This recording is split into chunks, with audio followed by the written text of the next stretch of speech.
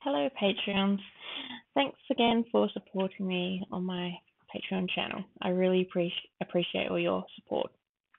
For this piece, I have the line art available for you guys. So if you want to download that and print it out, you can use that to follow along on this tutorial if you would like to do that.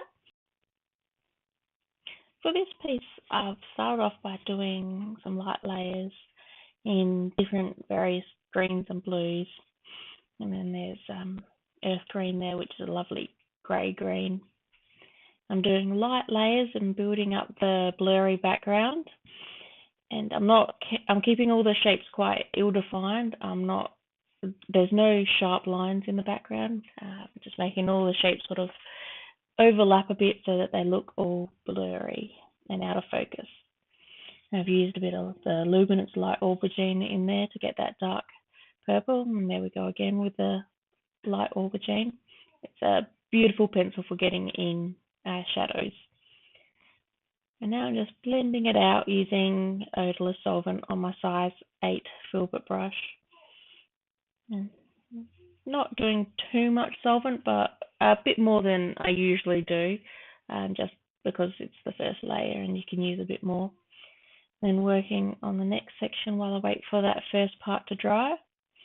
I'm putting in a bit of light cobalt blue, which is another luminance pencil, just around those white circle spots where I want it to be lightest. I'm doing a light layer of them and then using a bit of the white polychromos in the center of those spots, and just to try and keep that area white. With this piece, I do come back with titanium white powder, and I find that because I use that, I probably didn't need to worry about trying to keep the centers of those spots white. But if you don't have that, then you will need to pay closer attention to the areas where you want those sort of light circles to be. Because if you don't keep it white to start with, then you will lose that white look. But with the titanium white powder, you are able to just go back over the top and make it white again, which makes these sorts of blurry backgrounds so much easier to do. So now just building up some more layers with the different greens and purples. And just building up the intensity of the colour, because when you blend it out, you lose a bit of the intensity. So you build it up again and make it smoother and more rich in colour. But always keeping the layers light when you are doing that. Blending it out. And when blending, be careful when you're going onto an area where you want it to stay light, because sometimes you can have pigment on your brush, or if there's pigment being left in the solvent bottle, it can discolor the white spots. So always be aware of that. Make sure your brush is wiped on a piece of paper towel before you use it on your area where you want it to be white. Now I'm just coming over it with the luminance pencil, and as you see, when I blend it out, it makes it that white hazy look. And I'm using quite a lot of solvent and really swishing that the waxy white look from the luminance pencil, swishing it all around on the piece, and that just gives it that hazy look. Now coming over with the light cobalt blue, I'm just putting a bit more blue on those circly areas where where you got that light coming in through the leaves behind. And doing another layer of the luminance white as well across the whole area, so I can make that a bit more smoother when I blend it. And blending it all out once again. With colour pencil, it's always about building up the layers. You've got so many layers. It's definitely not a quick medium. You have lots of light layers, you blend it, lots more layers, and you just keep building that up until you get the intensity of colour that you want. I've never once found that I can just put down a layer of pencil and that's it. It's always lots and lots of layers, especially when you want to get the white tooth of the paper so that you can't see that anymore.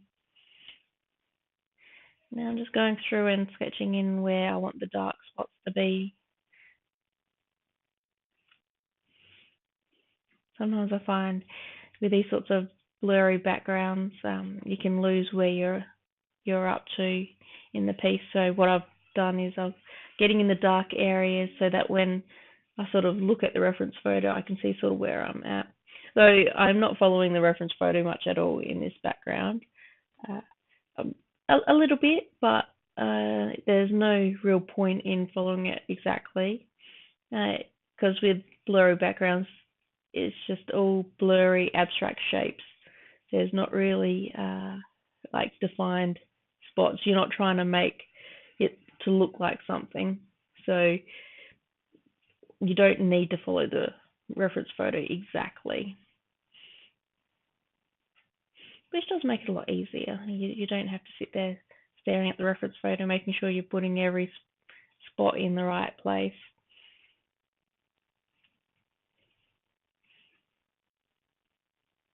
I'm just building up the layers a bit more, coming through with this beautiful green.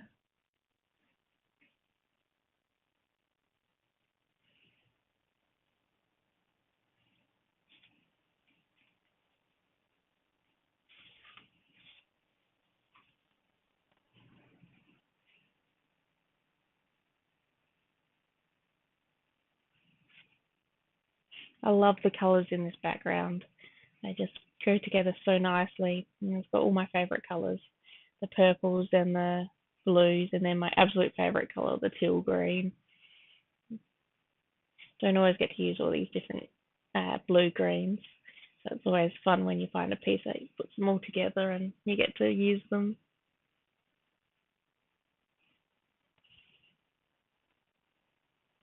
Going through with that luminance light cobalt blue, putting a little bit of blue in those white areas.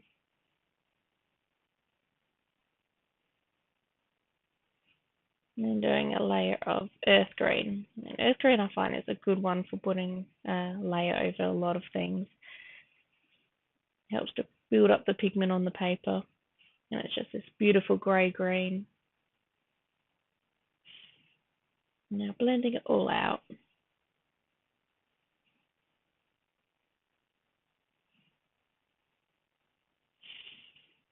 And if you find that it's not blending very well when you're doing it, it may be because you don't have enough pigment on the paper.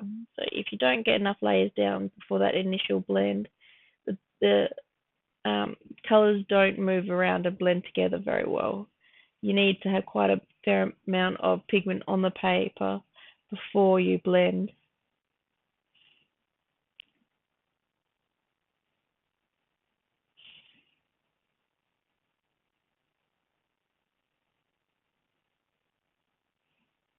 I find that's a big issue in areas when you're doing, say, like if you're doing white fur, you don't necessarily have a lot of pigment on the paper because you're trying to keep it white. So those areas I find are a lot harder to blend and get that smooth look. And that's one of the big challenges I find with doing something like white fur is not being able to use the solvent as easily to blend it out.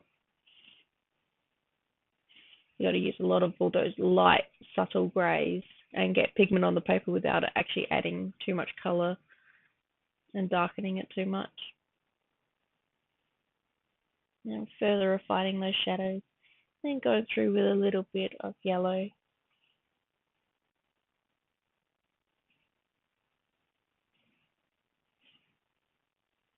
And blending that out. As you can see, that yellow did not add a huge amount to the page.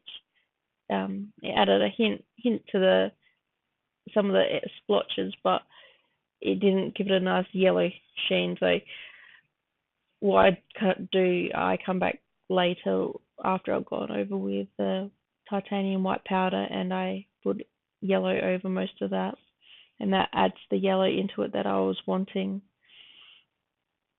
Because as you can see, it did not do a whole lot in that section, putting the yellow in. And now I'm going over with my white luminance pencil. I'm using a medium pressure, not light, but it's not completely heavy either.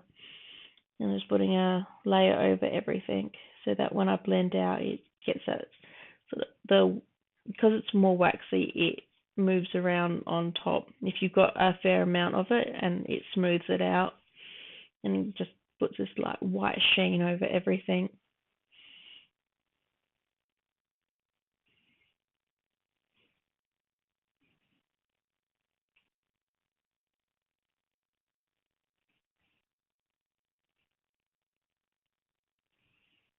And here I've got the white titanium powder from Brush and Pencil, and I'm using one of their applicators to just put it on. I'm just seeing how it goes. I've not used this a whole lot. I've used it in a few pieces now, but I'm still learning ways of using it and methods. And here I'm just testing out what happens when you just use it straight as dry on there. I haven't mixed it with the powder at all, the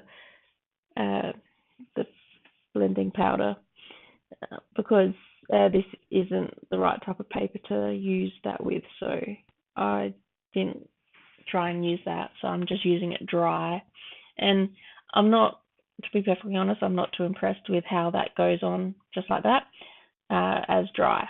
So I thought, oh, now I'll try something else. So now I've mixed it with a touch-up texture, which is what I've done previously, and I'm testing out different methods of putting it on there. So the applicator, it sort of does little splotches.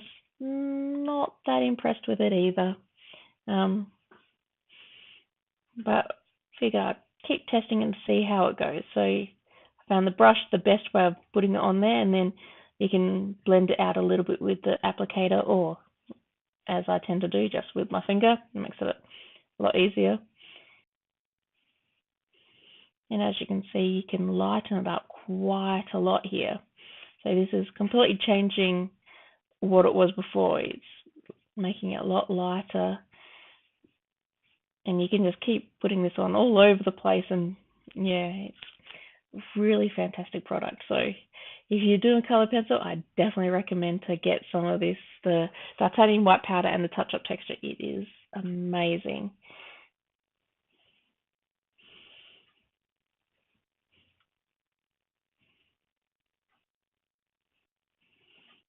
An effect that I'd like to test out with this sometime is doing that with the brush, but on using a stencil. So you're actually getting quite defined shapes and stuff, but with the white on top of other colors. Be interesting to see how that works. You could get some interesting effects with that. Definitely something I'd like to test out at some point in the future. So here I've waited for that titanium white to dry, and you've got to make sure it dries for about 15 minutes to thoroughly dry, otherwise it flakes off when you go over it with the pencils. And here I'm just doing, it's essentially glazing over the top of the white with the greens and the yellows, and just making it so that the white is not white, it's coloured, but just getting a little bit in there.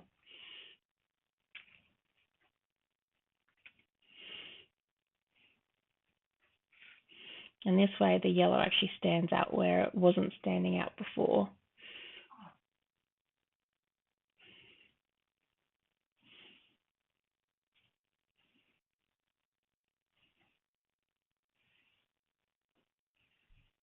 Mixing in a little bit of the light pink as well. And then I'm testing out what it is to blend on top of that.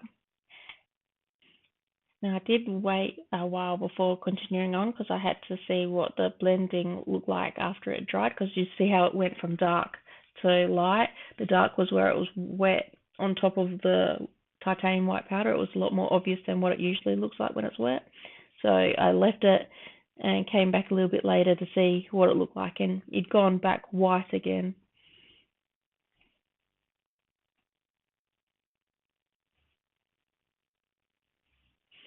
And just continue colouring in the other part of the area where I'd done the titanium white. And this time I didn't blend it out. I didn't think that it looked that great. I didn't need it. So this time I just left that colour as it was on top of the white. And if you are going to do that, when you're putting it on the white, just be careful not to use pencil strokes, like leave marks which look like obvious pencil strokes. So you use like little short circular motions with your pencil, and that keeps it more controlled.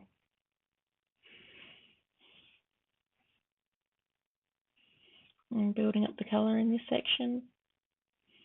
Just little bits of greens and then getting that stalk in.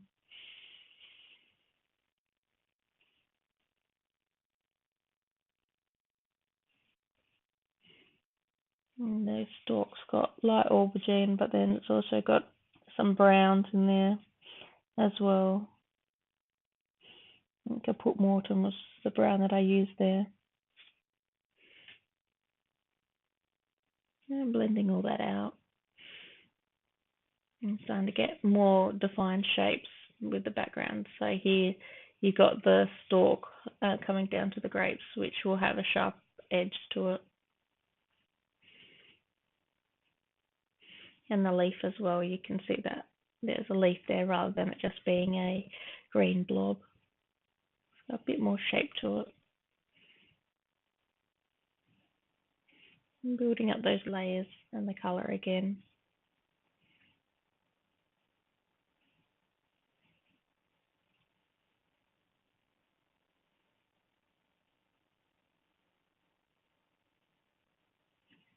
And blending it out once again.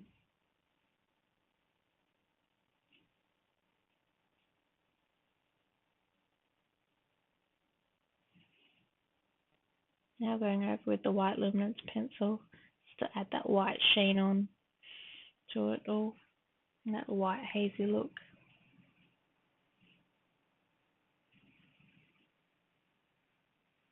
I do that on light coloured skin tones as well. I find that if you use the white luminance pencil and do a layer of that, it can actually make it nice and smooth and give a white sheen to the skin, which can make it quite a good effect.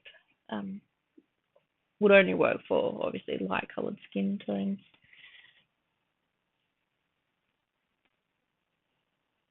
Now sketching in the darks in the bottom left corner of the piece. And here I'm using the light aubergine, and there is a little bit of shape to this area. The dark areas, that's the trunk of the grapevines and the lower branches. So there is some shapes that are there which are recognisable in the final piece, but when you're working in them as when they're like just working in small sections, you can't always pick up what it is that you're working on. You just focus on getting the general shapes in. And then when you finish, you step back and go, oh, look, there's the trunk, or there's this. And you realise what you're drawing. But usually when I'm working on pieces like this, I'm just focused on the small section I'm working on and don't often pay attention to the whole piece. Not until towards the end, when you make sure it all looks uniform and flowing across the whole piece.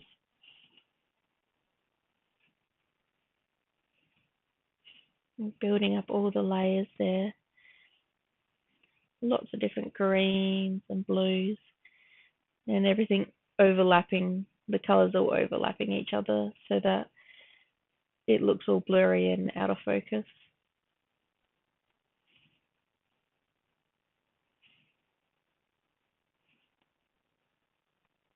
And you do want the background to be blurry in this sort of piece, because if it was all sharp detail, it wouldn't look like it was further back from the subject, which is a bunch of grapes.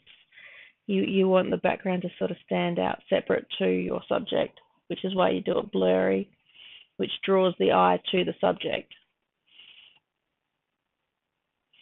Yeah, I'm always fascinated with the detail that's in artwork, and often I have to stop myself from putting too much detail in artwork. Some of my favorite art pieces are huge forest um, landscapes, which have so much detail in every single corner spot of the art. And while the detail is amazing, it means that you don't look at any in particular spot. You're not drawn to a particular subject. You spend your whole time looking over the whole piece. And while that may have been what that particular artist wants, and I'm always fascinated with artwork like that, if you want the person viewing your art to look at something in particular, the subject, you want to have that in detail, and everything else tends to be blurred out a bit and less detail. Sometimes it only needs to be a small amount less detail. It doesn't have to be as blurry as this to get that effect, to draw the eye to the subject.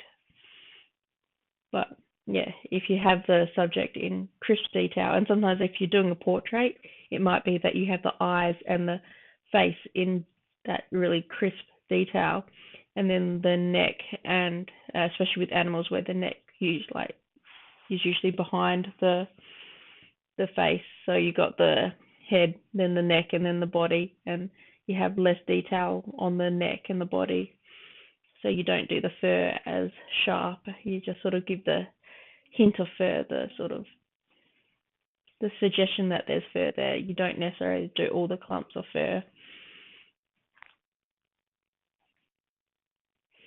Now blurring it out, and this has just been a repeat of the other section where I built up the colours and then blended, and then built further colours, then blended, and then went over with the white luminance pencil and blended it out. I didn't do quite as much of the white luminance pencil in this section because I knew after having done the top part that I was going to go over it with the titanium white powder and mixed with the touch-up texture and paint that on. So I wasn't as focused on putting a smooth layer of the luminance white over the whole area. Now this leaf is a bit more detail in this leaf because this one is closer to the grapes, so you can see it more than the rest of the background. So it is still in the background, but it's closer, so it's still a little bit blurry, but there's more shape to it. You look at it and you can see that it's a leaf there, not just a green blob. And there's the little veins in the leaf as well, which you can see.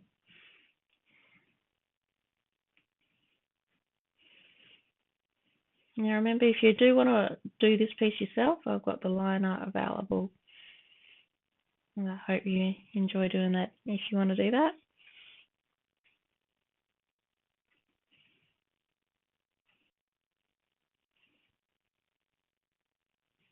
This particular photo reference I used is from Pixabay, so you can actually find the original reference photo if you want to, and you can see, you can compare it if you want.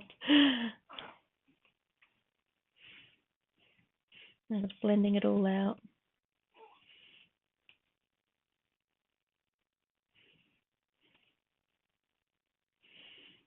As you can see, I've spent quite a fair amount of time on the background. When I actually come to doing the grapes, they don't take very long at all compared to the rest. Yes. You don't rush through the background. The background is important to spend a lot of time on, especially in pieces where the background takes up a fair amount of the overall picture.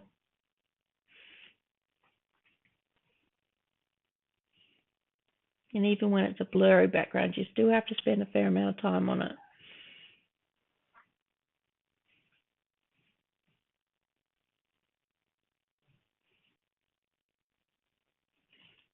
Coming through with the light aubergine and the luminance pencil, and just adding in some of those shadows and coming through with Caput Mortem as well. I really like the Caput Mortem colours. Caput Mortem and Caput Mortem Violet are my two favourite browns. The violet one I use a lot for shadows as well. And I think my Light Aubergine is going to be one of my favourite ones for shadows now.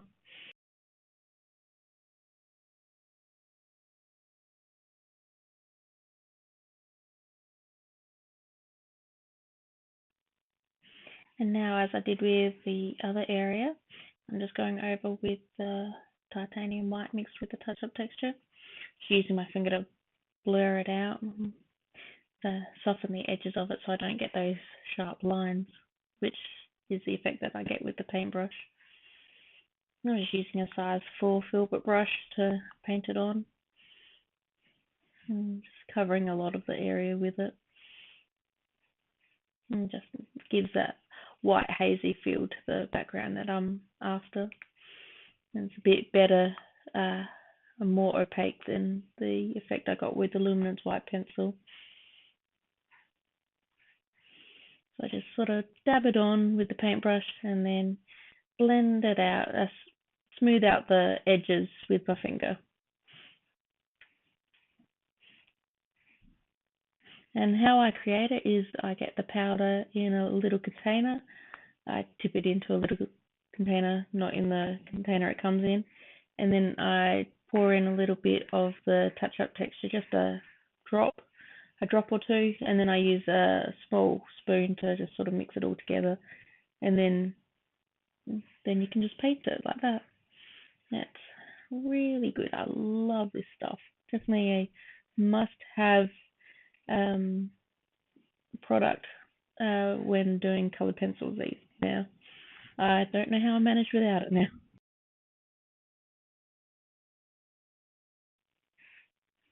It's really good for getting the highlights in on the leaf that I needed, along the vein and along the edge that captures the light. I think one of the best things about this is that you can come over it with other pencils and alter the colour as much as you want it to. Just because it's going on white doesn't mean that it's going to stay white.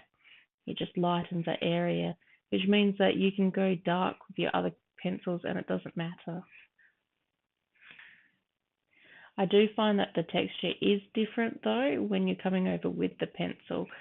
Because you're painting it on, it's not going on smoothly like it doesn't have the same sort of feel as drawing on the paper. So do be aware of that.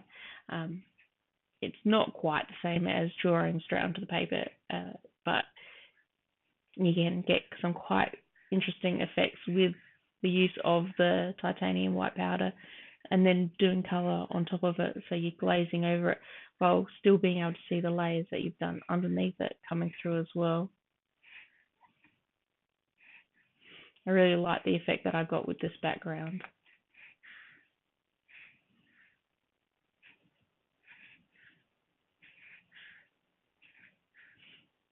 I also like the pattern that I made with the titanium white, getting when I painted it on and splotched it out with my finger and got that sort of blurry look, but without doing circles.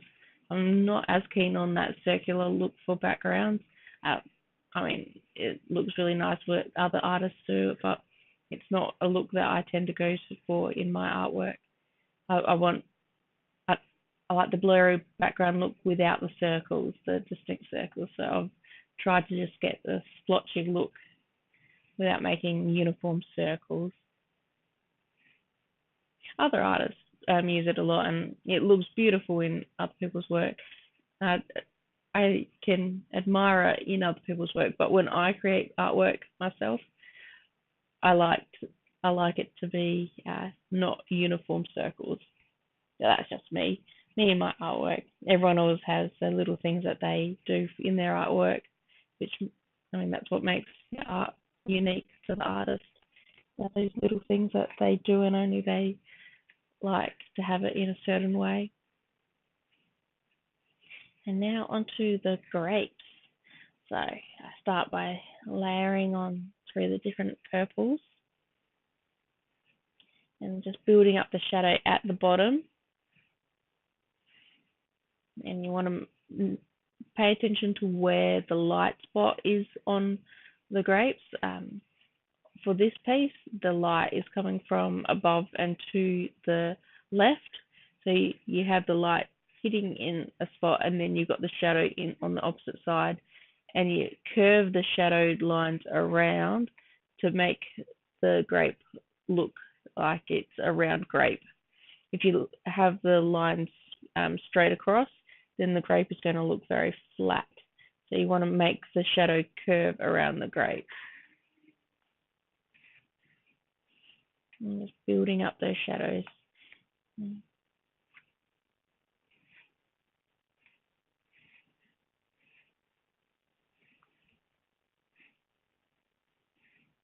then continuing on with some other ones.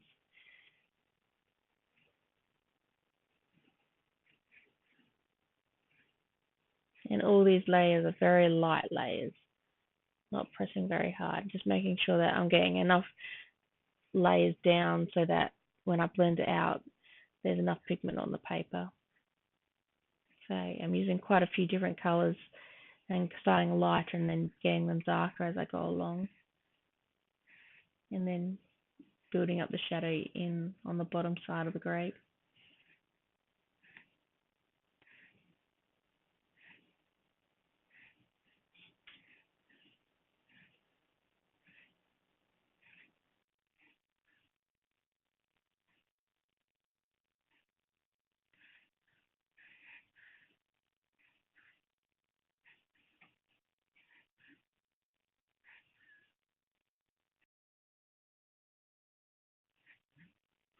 And with grapes, the shape of the grape is not always perfectly round.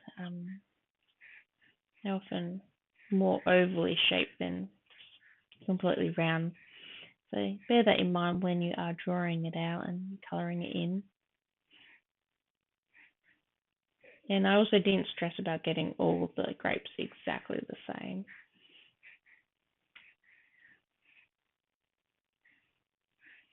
They're all like different sizes and slightly different shapes. Makes it look a bit more natural when they're not all completely uniform.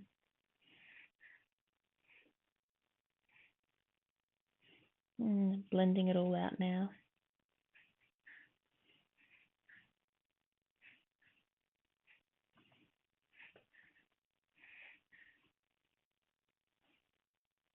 And that one's the size 4 filbert brush.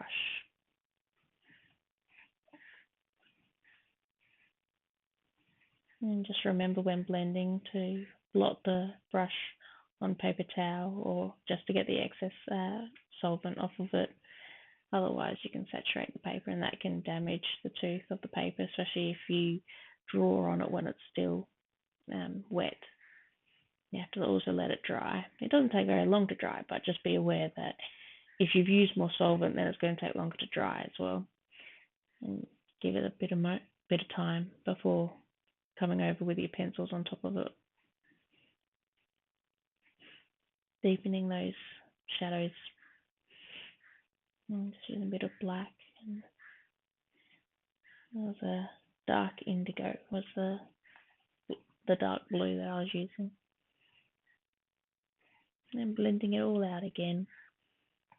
And just keep doing this until I get it to look the way that I want.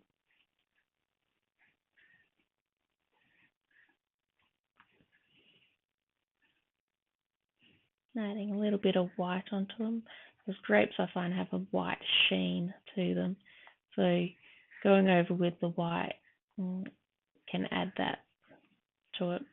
And also putting a little white line along the edge, the top edge, a little highlight.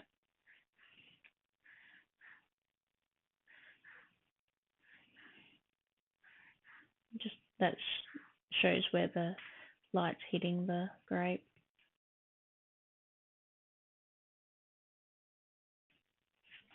Now, just in case you're wondering, you can hear some noises, like some bit of heavy breathing and some grunts and groans.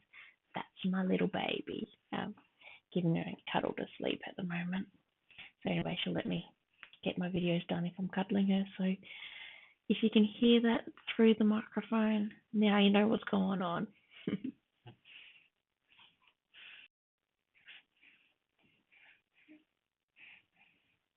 And I just keep adding details onto the grapes. I'm adding in the white. And here I'm using the white to highlight that stick that is in the gap between the grapes. And make sure that you can actually see it, because I've lost a bit in the shadows. Adding a little bit of pink onto the grapes as well. Because even though they are purple grapes, they still have quite a fair bit of pink in them. So make sure to add a bit of pink, a touch of the pink to these ones. I'll add more into some of the lower ones so that you got some more pinky purpley ones instead of the blue purple. And now onto the next lot of grapes. I'm just repeating what I did for the first ones. So start by layering with my lightest purple, which is light violet, and then just do a light layer of that, and then I start building up the darker purples on top of that. This one would be purple violet.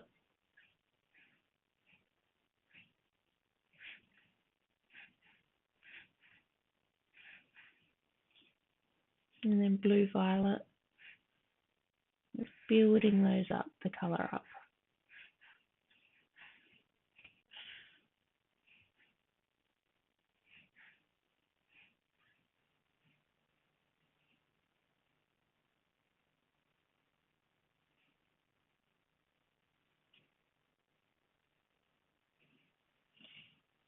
And there's a bit of ultramarine on top as well. Just building up those different shades of blue in the grape. I never seem to use just one colour. I always use quite a lot of different colours and to build up to the colour that I'm working towards. So in this case, is blue purple. There's so many different colours and shades that go into building into that colour. It's never as simple as just picking up one colour and going, oh, that's the perfect colour. Never works like that. And here I'm just building up the colour on a green grape. So this one's not quite as ripe as the rest. I'm just building up those different shades of green and in the shadowed area as well.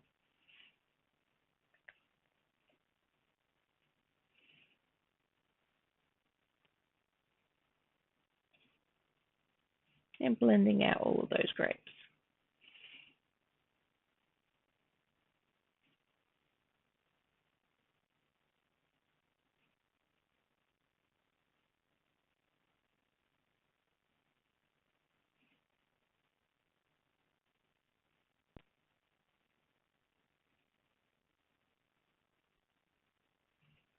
Now onto my next layer. So going over with ultramarine, just doing a light layer on those grapes, then make them a little bit more blue. And now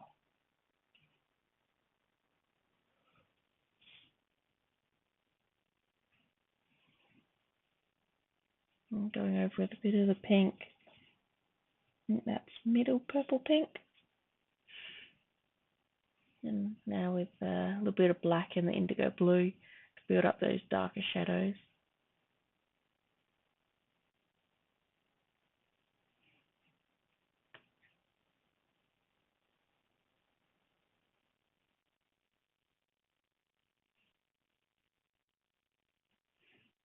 And now to blend it all out again.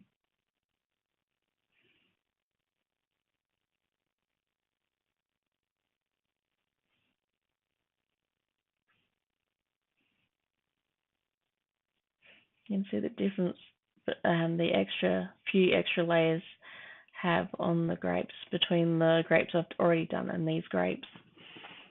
Because I'm aiming to try and get them to look the same, so you can see the difference what the layers make.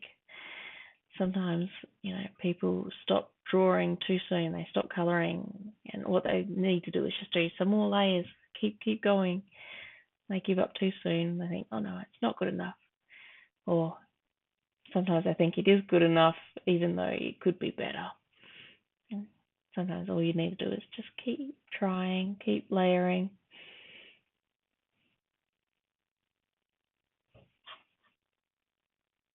And blending that white out. And now I'm just adding in a bit of pink, and this is with Dark Flesh.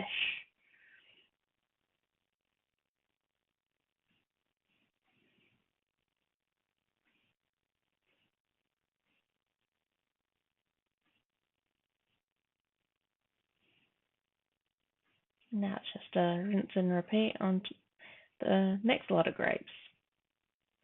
I found it got a bit confusing if I tried to do too many grapes at once, so I kept it to a few at a time.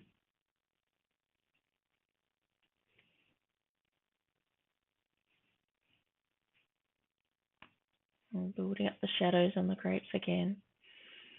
And this is just a repeat of what I've done previously. All the same pencils, all the same layers. I think these ones, I start adding a bit more of the pink into it, especially in these initial layers. So the Dark Flesh and the middle purple pink.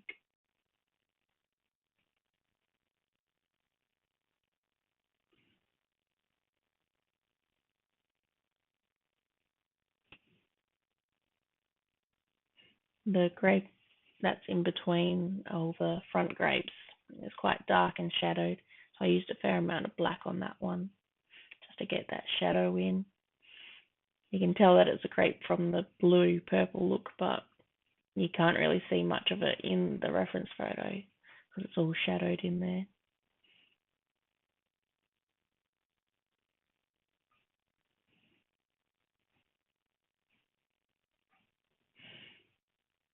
I found that I really didn't spend that much time on the grapes compared to the background.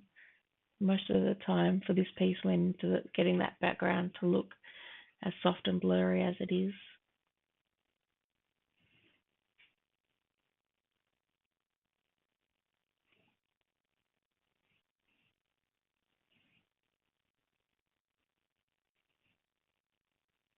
And blending it all out.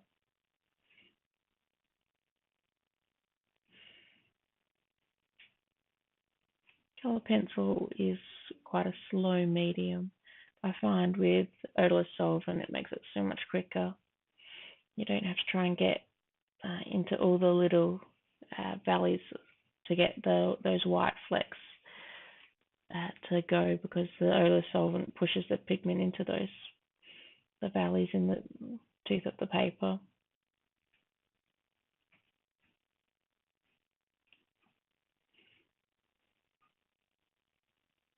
I've just received my my order for the brush and pencil kit, powder blender kit, so I'm quite excited about that. I'll be doing a review of them soon, and it's taken quite a time for it to arrive in Australia. But pretty excited. I think everyone else in the world's been pretty lucky having it, so they've already had it for a year already, but yeah, only just arrived here.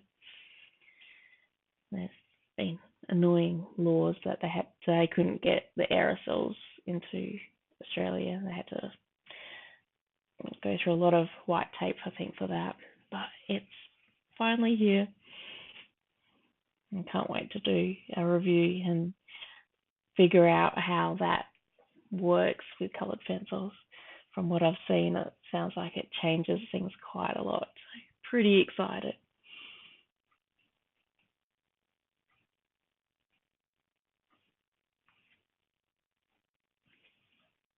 I was able to get the titanium white powder and a little bottle of touch-up texture quite a long time ago. So paid through the nose for shipping from the States. But oh, it was worth it. Worth it to get the titanium white, that's for sure. It was, yeah, love that stuff. I'd be curious to see how well it works with the powder blender. And sanded paper, I've never worked on sanded paper before, so pretty excited to try that out. think that's going to be a whole different sort of experience with coloured pencils.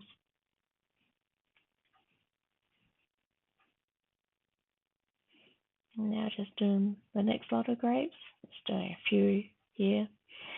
You'll notice in the shadowed area between the big grapes, there's a whole heap of little tiny grapes. And these are the grapes which didn't ripen properly. And you'll often notice these on bunches of grapes. And grapes, things in nature are rarely perfect. So here you've got a nice purple bunch of grapes, but then you've got a few green ones in there, you've got the little tiny ones, and that's because things aren't perfect in nature. So if you want to make a piece realistic, you have to notice things which are flawed. If you make things always perfect, sometimes it can be too perfect and it won't look as realistic. So here in these grapes, you got all these ones which aren't perfect, and it just makes it more real. It makes the purple ones and the really ripe ones stand out more, having those few green ones.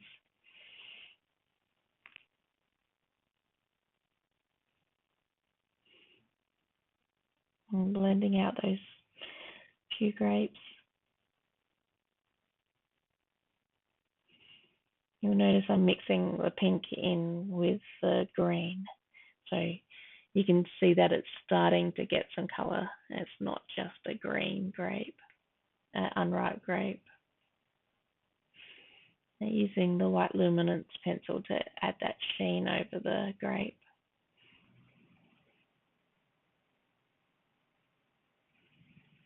The white luminance pencil is pretty interesting pencil. It has a lot of uses. Like here in this piece, I've used it to add sort of a white haze on things, not trying to get the highlights, but using, because it's more waxy than the polychromos white, it can do things like that, whereas the polychromos white struggles a bit to do that, because if you put enough of the white luminance pencil on the paper, when you blend with odorless solvent, you can move it around a bit more, though, because it's quite waxy. It acts in a slightly different way than the polychromos white does when you blend with that. And that's how you can get a smooth look as well, because you can use the odorless solvent to move the white around a bit more so than you can with the polychromos. Then you can get a smoother look. But you can also get a splotchy look if you're not careful. So you do have to be aware of how you're moving it with the brush.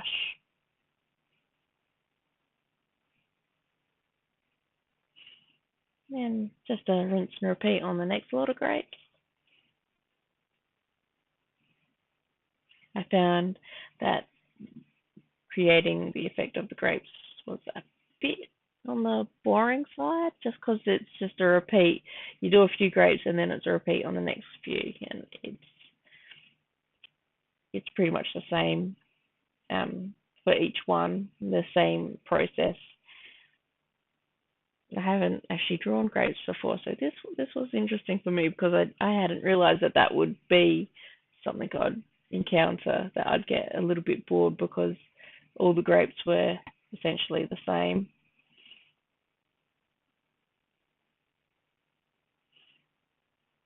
At least the grapes, it wasn't too big a bunch.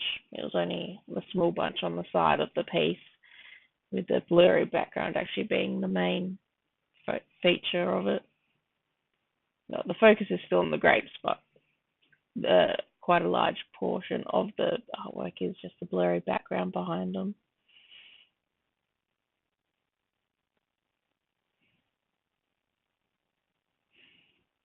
Blending it all out.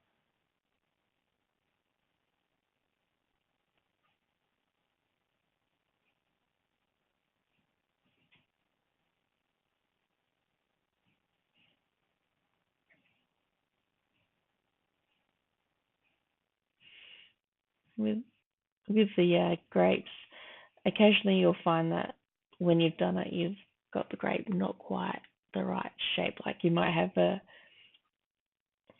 spot where it sort of dimples in or something like that. Do be aware of that. While they're not all just round, they're ovally shaped and they're all different sort of oval shapes. Do make sure that the edges of the grapes look smooth. And they don't have any sort of lumpy bits sticking out. I mean, I guess occasionally you could get grapes in bunches which do naturally have lumpy bits, but for the most part, it would look a little bit wrong if they were lumpy. And grapes in general are always pretty uniform. I mean, they've got their differences, but they're not. They usually got quite smooth shapes.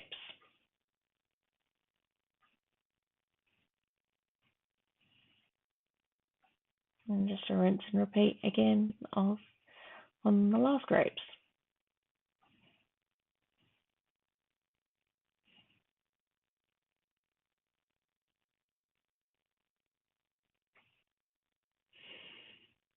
And I found in this section, because I was doing quite a few all at once, you can lose what you're up to, what the shape that you're working on, especially once your outline starts to sort of fade behind the colours.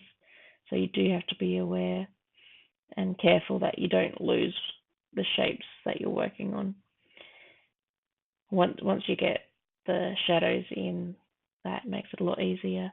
If you do find when you're building up your layers that you are losing what you're drawing, so in this case, if the circles of the grapes start disappearing underneath the layers of colour and you can't tell where one grape ends and another one starts, that's when you need to start putting in your shadows first. So yeah, get out one of your darker colours and start blocking in where the shadows go. And that way you can get those shapes back without having to draw them on again. Because you don't want to put darken the lines from your line art. You want to try and get those lines back in, but using shadows rather than the actual lines themselves.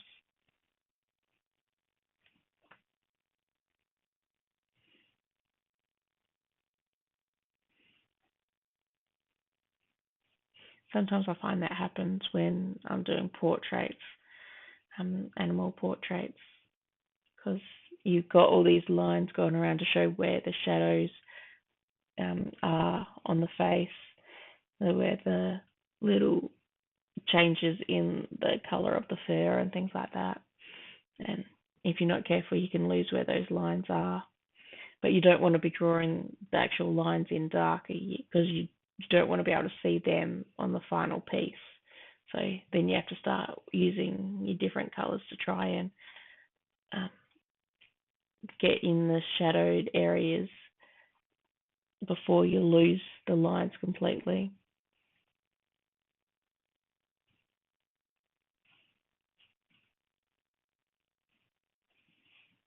And just blending it all out.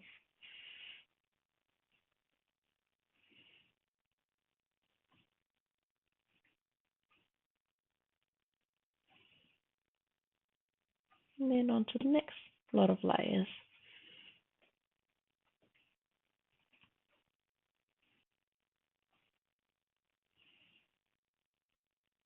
And again, just remember to keep your layers light.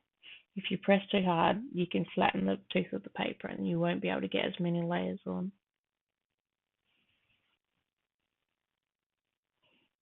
And adding in the shadows. Well, deepening the shadows that are already there. With coloured pencil, it's always better to start lighter and build up the shadows.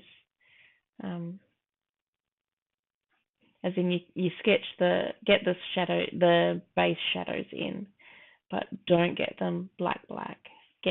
Use a dark blue or something, or a darker purple, depending on what your initial colours are, and build up the shadows to a black colour if it actually is supposed to get to black, because with colored pencil, it's a lot harder to lighten it than it is to make it darker. You can always add more black to get it darker or add more of the darker colours, but it's a lot harder to lighten it. So in general, that is a good rule to follow. So I do find that things like how I use the white luminance pencil, and also definitely now with the titanium white powder, that rule is starting to change a bit. You can definitely use those two products to definitely lighten areas, but it doesn't lighten it the same way. Like it lightens it, but you can't keep drawing over it like you would as if it was the paper. You wouldn't be able to get that many layers on top of the white titanium white powder when it's mixed with the touch-up texture, that is.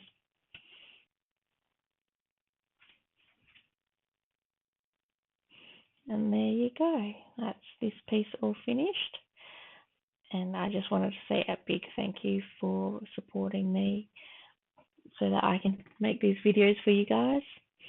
I love doing this and love teaching and sharing what I know about colored pencil so that you guys can create artwork as well. It gives me a lot of joy knowing that I'm helping others to discover with what they can do with colored pencil. I hope you've enjoyed this tutorial, and I'll catch you all next time. Bye for now.